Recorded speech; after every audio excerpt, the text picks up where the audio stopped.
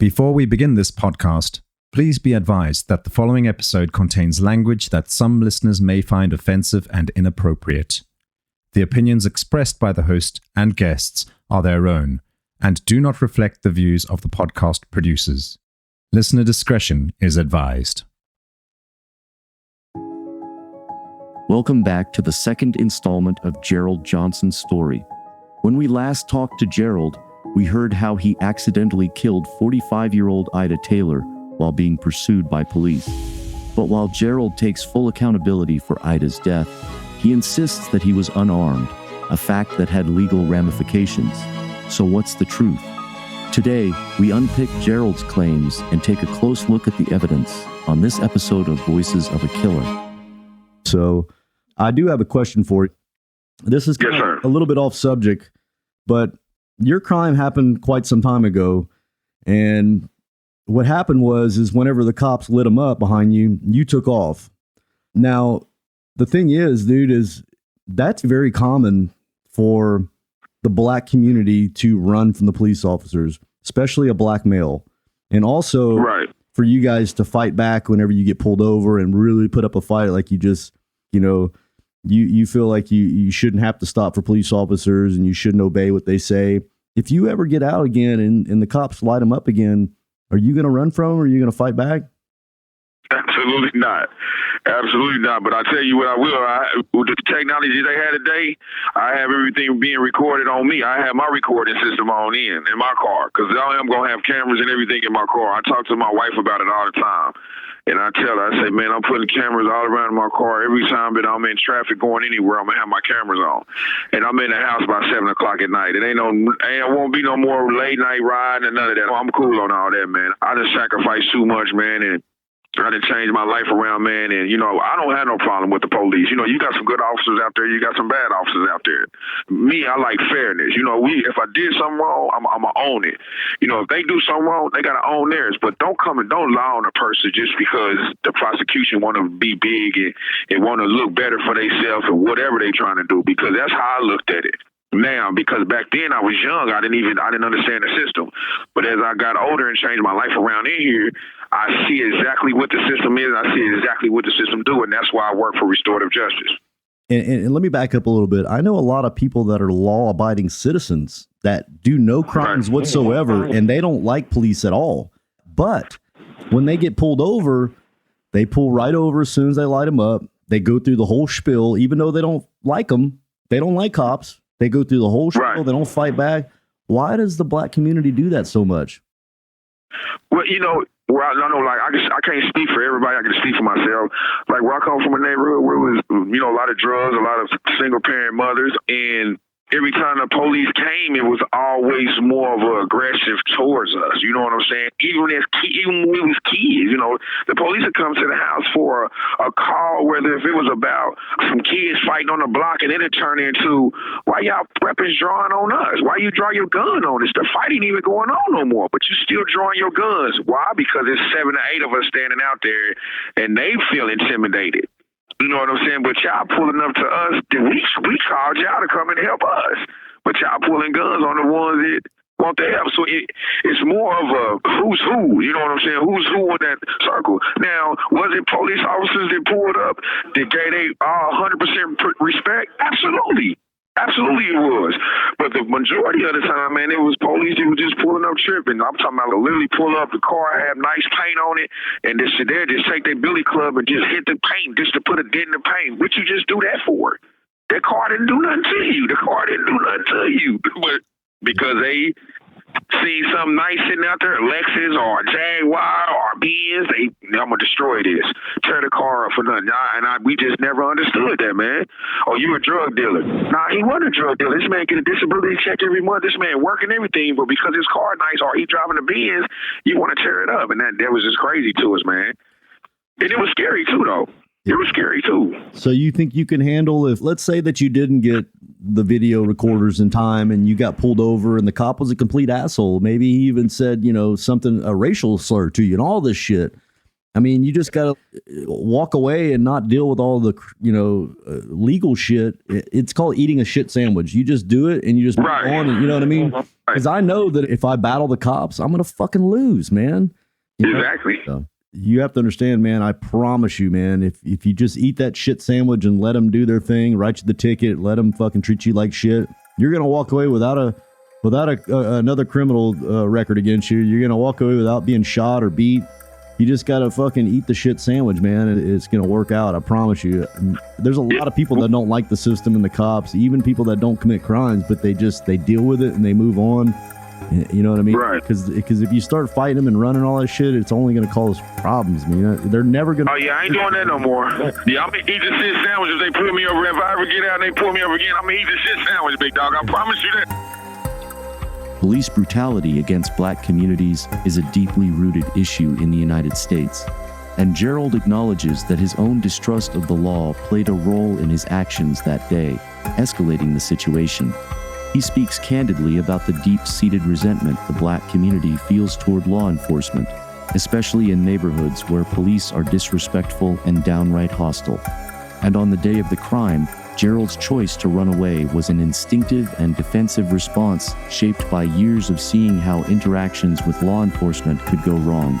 During our conversation, I assured Gerald that cooperating with the police is the best way to de-escalate a volatile situation. Even in a biased system, showing defiance is only asking for trouble. Gerald agrees, saying that his outlook has changed over the years.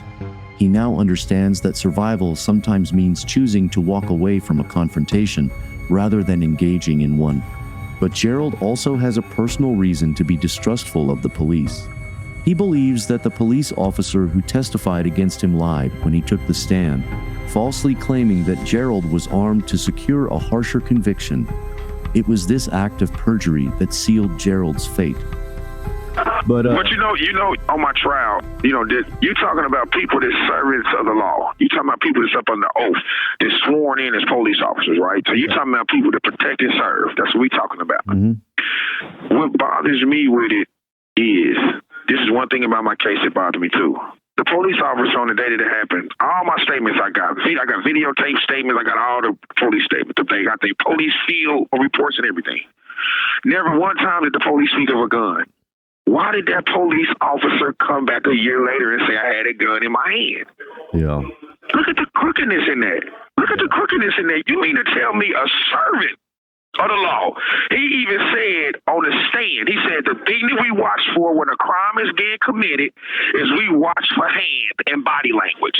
We pay attention to hands. And she asked him a question, and what did you see the defendant? Well, initially when he took off running, I seen his hands, and then I seen a gun cuffed in the palm of his hand.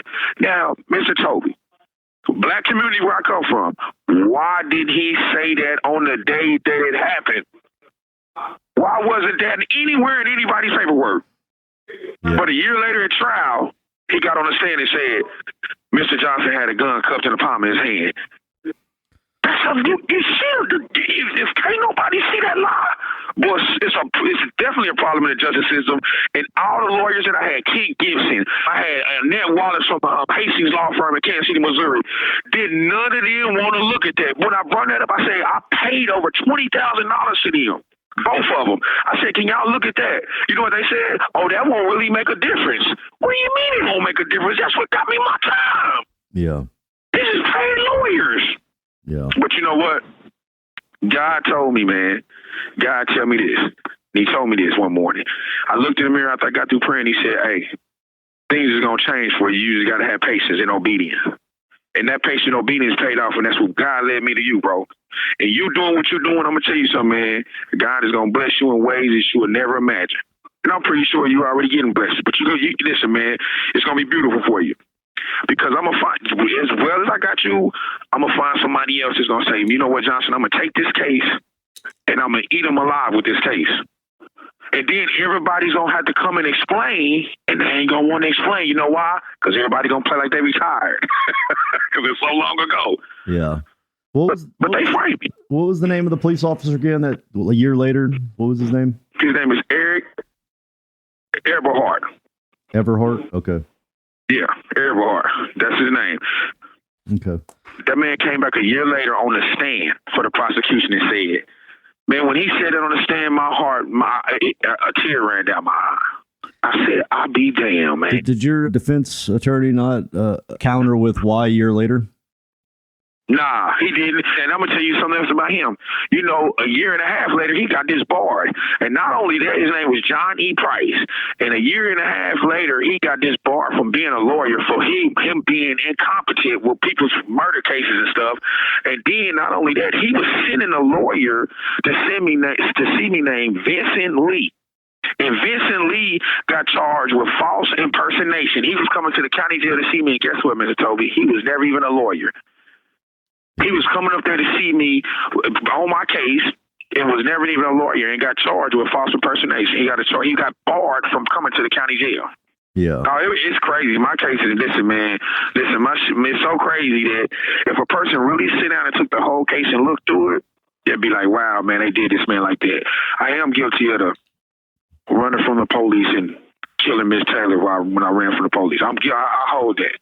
It ain't a day I don't get up and reflect back on that, Mr. Toby. And I came here and changed my life around. I got over 70 letters written from staff members here that said, man, this man deserved to be at home. I ain't never caught a major violation in prison.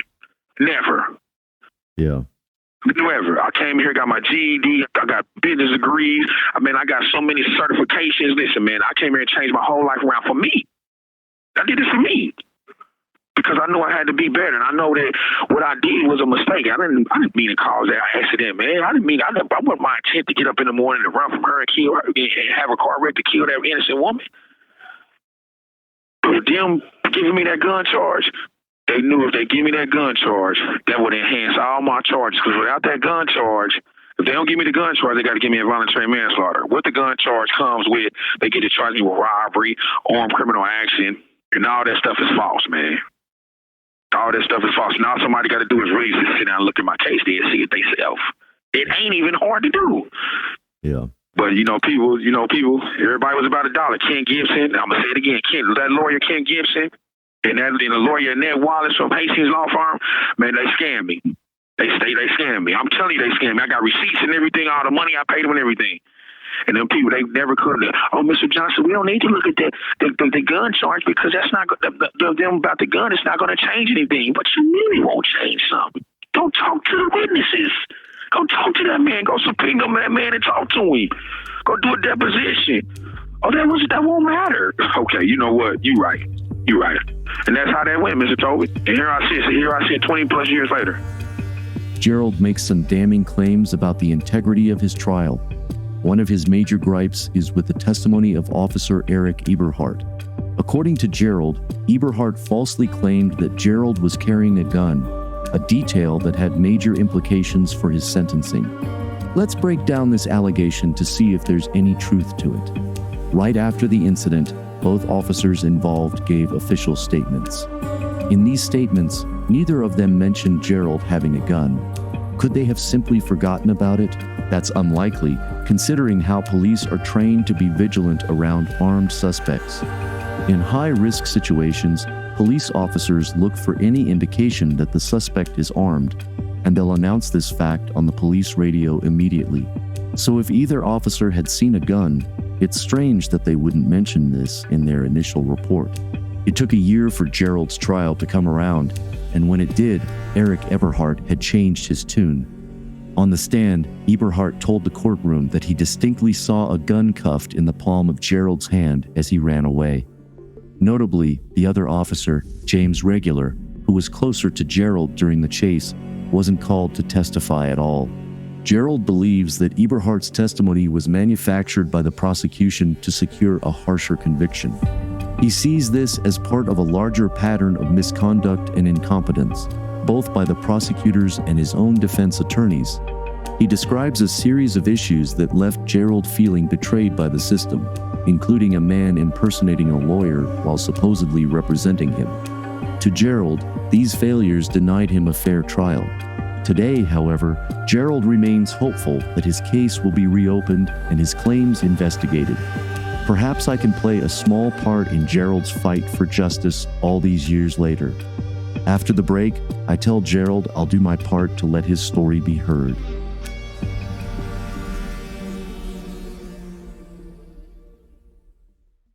Gerald, this is what I'm going to do. Here's my deal. I'm almost like 100% sure that you probably didn't have a gun, because usually whenever you're guilty of other stuff, it's so easy just to add a bunch of other crap on there and they can easily get away with it. And it just took that guy saying that, but the inconsistencies and his wife not saying it and the cop not saying it, that's that's pretty big stuff. So I'm going to try to track down Daniel or Shauna, and then also James Regular, the cop. I'll even try to search for him. But you know how the system is. Even if I got somebody to say, yeah, that's not true, the system it's so marked against you, it may not even help, you know what I mean? But I'll still do it, You know what, Toby? You know what? I done did 25 years, man. I go see him in a couple of years, man. I'm going to tell you something. The prison system today, I done seen it change dramatically, and I seen it change for the worse. It's guys in here that some of them is innocent. Yeah. But there's guys in here, man, that done changed their life around, Toby, man. We done came in here, man. Their kids is coming in here. We helping their kids. Dudes is coming in. I came to prison. I didn't even know how to read, Toby.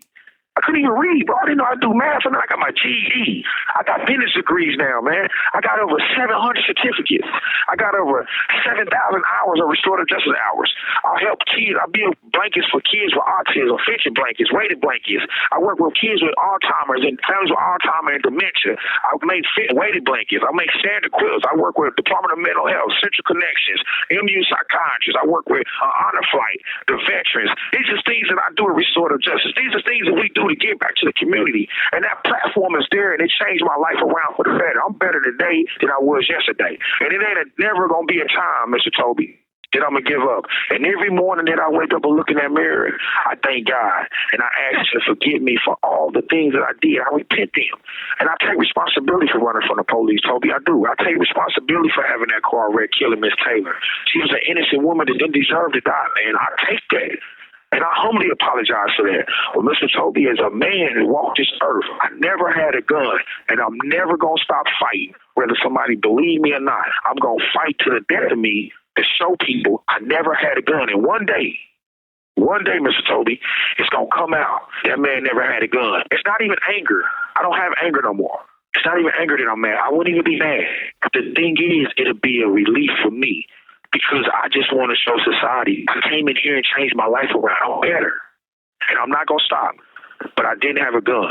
For those who listen to your podcast, I promise you, I take a lie detector test. I do anything I need to do. I just want to prove that I never had a gun. That's it. I didn't need the time. The time is done, Mr. Toby. Yep. All right, man. I'm gonna get back at you. Okay. I'll follow up with you and let you know what happens. Okay. All right, man. I appreciate you, man, and God bless you. All right, man. Take it easy. Yeah, one. Yeah, thanks. All right, bye-bye. Gerald's case is riddled with misconduct and negligence, and I promised Gerald that I'll do my best to investigate his claims. Over the weeks that follow, I plan to track down all the individuals involved in this case. That's Daniel and Shonda Cates, the married couple driving the car Gerald stole. That's also the two police officers who pursued Gerald on Troost Avenue. Unless my conversations with these witnesses can uncover some new evidence, it will be an uphill battle for Gerald to reopen his case. But getting these witnesses to talk won't be easy. This case is nearly 2 decades old, and they may be reluctant to revisit it. The first name on my list is James Regular, the police officer who chased Gerald on foot. Back at the trial, Regular's partner, Eric Eberhardt, testified against Gerald, but Regular was curiously absent from the witness stand. I want to find out why. Could James Regular be the missing link Gerald needs? Someone who might contradict Eberhardt's account and confirm that there was no gun involved? I sit down, dial Regular's number, and listen as the phone rings.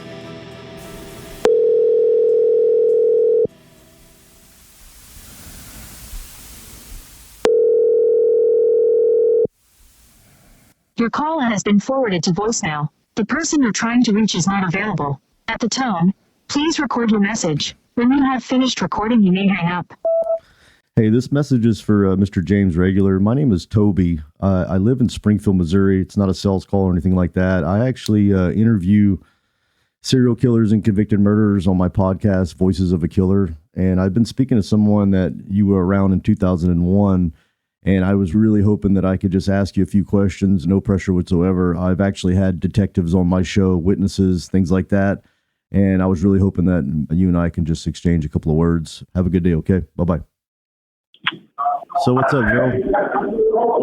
What's up, man? Oh, man, it's been one heck of a ride this week. Yeah. So I called James Regular, and I left a voicemail, a pretty good long voicemail, and then I waited a little while. I texted him. I didn't know if it was his cell phone or not, but I texted him, and I didn't get any response from either one yet. So yeah, he'll respond. He'll be working. Yeah. He'd be working on the midnight shift. He's a sergeant, so he'd be out in the field. But so he like a who got hold of him? My wife Sharon Johnson, the one you was emailing at the very beginning. Yeah, and how she had a lengthy discussion with him, or what? Yeah, she had a lengthy discussion with him. Absolutely. Like I told you, Toby, I ain't gonna waste your time. Absolutely. And she asked him directly if you had a gun that day, that he chased you on foot. What happened was he called her back. She left a message just like you just did. Yeah. And he called back. And he let her know where his reference to. He called back. Did she mention me, what I'm doing? No, she just said I had an investigator. And he said, well, I'm willing to talk to an investigator or whoever I need to talk to about Johnson. And he specifically said, Gerald Johnson, I'm proud of him. He said, Gerald Johnson, good luck on everything that he's doing, because so much that I heard about it from you. Well, I plan on telling him, that you've taken responsibility. When I first start talking to him, if he calls me, I'll tell him that you take responsibility for what happened. You're not trying to get out of that. You just want the record straight for, the other stuff. But I hopefully he calls me back, and then I'll be able to have some information for you. But that's what I got right now.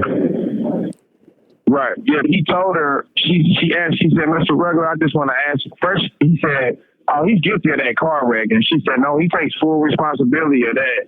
And then he was like, well, what's his concern? And my wife said, well, it's concerning the gun. And he said, gun? He said, it's the first time of me hearing of a gun. And she was like, yeah, he was convicted of a gun. The gun got him life plus 15. And he was like, oh, my God. And she was like, tell me what happened. And she told me, and she said, Mr. Regular, did the prosecution ever ask you to testify against him or try to contact him? He said, no, they did not. He said, no, they did not. So besides Daniel Keaton or whatever his name is, was there anybody else that took the stand and said you had a gun? No. The woman who called on her side, Shauna Kate, even took the stand and said, Mr. Johnson never had a gun. From day one, she said, I never had a gun. Both police officers, Regular and Eberhard, never gave a statement saying that I had a gun. They gave field reports. They got video. I got the video transcript. I got the regular transcript. They never spoke of a gun. Eberhard come back a year later and say I had a gun cupped to the palm of my hand. Unfortunately, my attempt to contact James Regular yielded no results. And though I left a voicemail on his phone, James has failed to return my call since then. But when I report back to Gerald, he surprises me with some news of his own. He reveals that his wife managed to talk directly to James Regular, and he's encouraged by what emerged from their conversation. On the phone with Gerald's wife, Regular reaffirmed his initial statement that he hadn't seen a gun on Gerald. In fact, he was surprised to hear any mention of a weapon at all. What's more, James also revealed that he was never summoned to testify at Gerald's trial at all. This could be a critical revelation. Why would the prosecution omit Regular's testimony, unless his version of events didn't align with their narrative? It's possible that Regular's silence testimony could be key to proving Gerald's innocence on the question of a gun. It feels like we're inching closer to the truth, but we still face the issue of Daniel Cates' statement. Cates was the only witness who claimed to have seen a gun from the beginning, and the prosecution's case hinged almost entirely on his testimony. If Daniel were to come forward now and amend his statement, it could potentially exonerate Gerald. It takes a bit of persistence, but I eventually track Daniel down, and he graciously agrees to a phone call. As I hear the dial tone ring, I get ready to confront Daniel and hear what he has to say.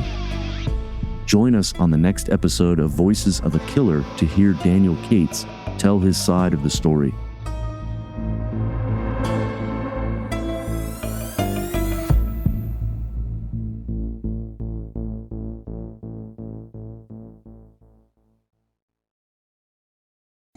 If you want to find out what happens next, right now, you can sign up at patreon.com/voicesofakiller. There you can find bonus content, early access, ad-free listening, and access to our chat community. So go to patreon.com/voicesofakiller to sign up now. Your support is what keeps us passionate about bringing these stories to you. That's a wrap on this episode of Voices of a Killer. A big shout out to Sonic Futures, who handled the production, audio editing, music licensing, and promotion of this podcast. If you want to hear more episodes like this one, make sure to visit our website at voicesofakiller.com. There you can find previous episodes, transcripts, and additional information about the podcast. Lastly, if you enjoyed this episode, please consider leaving us a review on Spotify, Apple Podcasts, or wherever you get your podcasts. Your feedback helps us improve and reach new listeners. Thank you for your support, and we can't wait to share more stories with you in the future. Thank you for tuning in. I'm your host, Toby, and we'll see you next time on Voices of a Killer.